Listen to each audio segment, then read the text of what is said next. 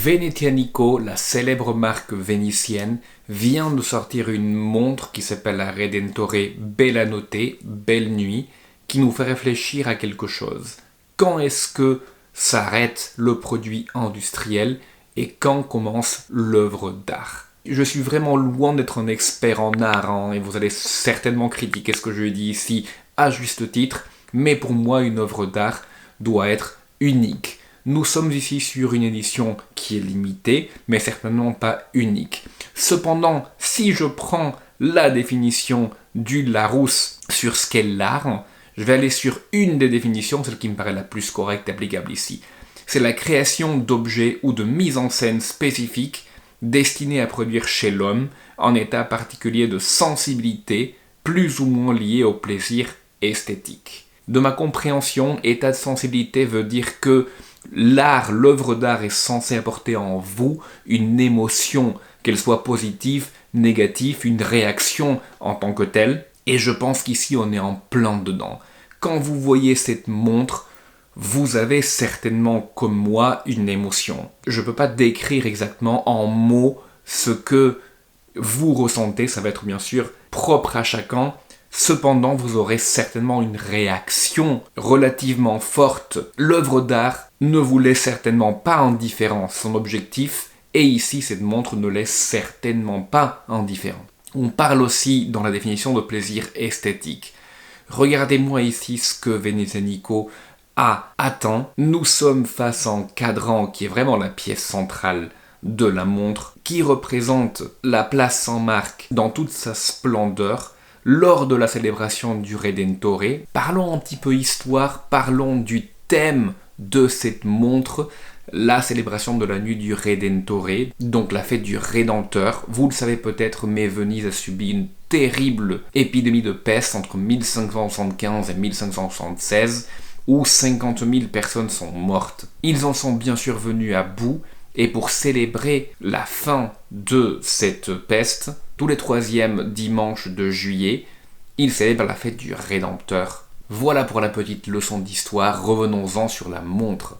L'utilisation des matériaux, que ce soit l'aventurine pour représenter le ciel étoilé de Venise, que ce soit le nacre pour représenter là où est vraiment le cadran où est affichée l'heure, qui est censé représenter la lune, j'imagine, ou que ce soit les magnifiques cercles qui sont censés représenter les feux d'artifice, ou alors les impressionnants bâtiments de Venise repris ici, à gauche le beau bâtiment du Doge, en plein milieu la magnifique colonne avec le lion de Venise, et en arrière-plan, bien évidemment, la majestueuse basilique de San Giorgio Maggiore. Tout cela est vraiment magnifiquement fait et magnifiquement exécuté. Ce cadran donne une impression de 3 dimensions, car il est fait en 4 niveaux différents, ce qui donne vraiment sens de la profondeur. Je pourrais vous parler de spécifications. Je pourrais vous parler que cette montre fait 40 mm de diamètre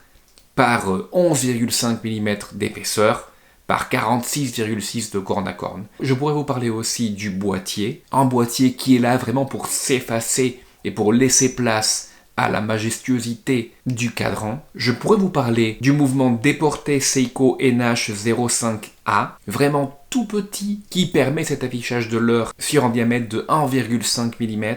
Vous voyez qu'ils ont utilisé un magnifique support pour le tout petit mouvement, qui est en plus très bellement décoré et signé Venezianico. Ils n'avaient vraiment pas à faire ça, mais ils l'ont quand même fait. C'est vraiment le souci du détail qu'on voit sur cette montre et qui se répète bien évidemment et qui fait écho à tout ce qui a été fait sur le cadran. Je pourrais vous parler aussi du bracelet en cuir fait en Italie, bleu pour matcher avec l'aventurine de la montre, mais ceci est lui porter un peu préjudice et quelque part, c'est pas du tout ce qu'on cherche avec cette montre. Les spécifications, on aurait pu mettre en quartz là-dedans, ça n'aurait rien fait du tout. On aurait pu mettre un autre type de bracelet, ça n'a rien fait du tout non plus. Ce n'est pas ça qui importe. Ce qui importe dans cette montre, c'est vraiment l'effet qu'elle va vous faire. Encore une fois, on revient à l'aspect artistique de celle-ci. Notez comment le bracelet vient couper le cadran et s'aligne en quelque sorte avec la tour du Doge. Notez comment les aiguilles alpha sont bleuies et notez les magnifiques reflet de ce cadran en nacre. Si on fait vraiment en zoom, regardez comment à la fois le lion, tous les détails sont extrêmement bien faits. Le laiton, qui est le matériau utilisé ici, est vraiment extrêmement bien travaillé. Mais encore une fois, ici, les matériaux, les spécifications, les dimensions prennent en arrière-plan par rapport au plaisir esthétique de la montre et encore une fois, presque artistique de celle-ci. Excusez-moi de me répéter encore une fois. Même les grandes œuvres d'art, la plupart des œuvres d'art ont un coût. Cette montre a aussi un coût. Elle coûte 700 €. Grâce au code HRBON10, vous pouvez avoir 10% de réduction sur cette montre. Je suis très positif par rapport à cette montre. Il y a bien évidemment des côtés négatifs. Commençons bien sûr par le bracelet. Le bracelet est encore une fois de très bonne qualité. Cependant, dans son nouveau redesign de la Redentore, avec encore un corne plus petit, Venezia-Nicot a voulu nous donner un bracelet courbé qui esthétiquement est très joli. Cependant, ça fait quand même du bruit quand vous le manipulez beaucoup. Écoutez. Et c'est quelque chose qui peut en déranger certains, je peux le comprendre. Sur le bracelet, vous n'avez pas de relâche facile, ce qui aurait été franchement sympa sur cette gamme de prix et en 2024. On a aussi quelques légères poussières sur les aiguilles quand on regarde de très très près. Je vous rassure, ce n'est pas du tout visible à l'œil nu. Bien évidemment, on a aussi les dimensions de la montre. 40 mm de diamètre peut paraître un petit peu grand. Cependant, ici, du fait de ce cadran et du fait qu'on veuille montrer ce cadran avant tout, ce n'est pas quelque chose dont je vais me plaindre. Les autres côtés, 5 atmosphères de résistance à l'eau, c'est suffisant pour se laver les mains ou aller sous la pluie. C'est bien sûr pas suffisant pour nager avec, donc soyez-en conscients. Sur une montre comme ça, c'est tout à fait évident. Merci à vous tous.